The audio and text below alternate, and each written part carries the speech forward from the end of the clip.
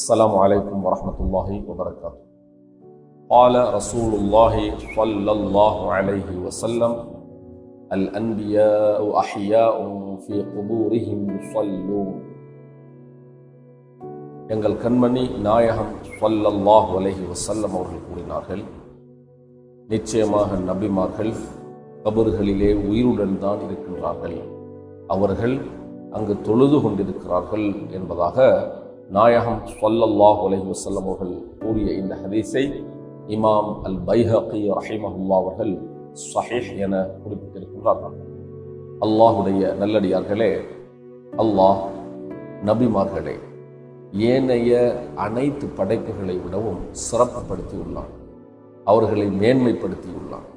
அல்லாஹ் அவர்களுக்கு கொடுத்த சிறப்பொன்றே அவர்கள் மரணித்ததன் பின்னர் கபரிலே அவர்கள் உயிருடன் வாழ்ந்து கொண்டிருக்கிறார்கள், கபரிலே அவர்கள் தொழுது கொண்டிருக்கிறார்கள். நிச்சயமாக அவர்களுடைய உடலை மண் அரிப்பதில்லை, நிச்சயமாக பூமி அவர்களுடைய உடலை சாப்பிட மாட்டாது. எத்தனை 1000 வருடங்கள் சென்றாலும், அவர்கள் அடக்கம் செய்யப்பட்டு எத்தனை 1000 வருடம் சென்றாலும் அவர்கள் கபரிலே உயிருடன் தான் இருப்பார்கள். அல்லாஹ் அவர்களுடைய உடலை பரிசுத்தப்படுத்தி வைத்திருக்கின்றான். அல்லாஹ் அவருடைய உடலை மண் சாப்பிடுவதை விட்டும் பாதுகாக்கின்றான் என்பதே முஃமின்களாகிய நம்முடைய நம்பிக்கையாகும்.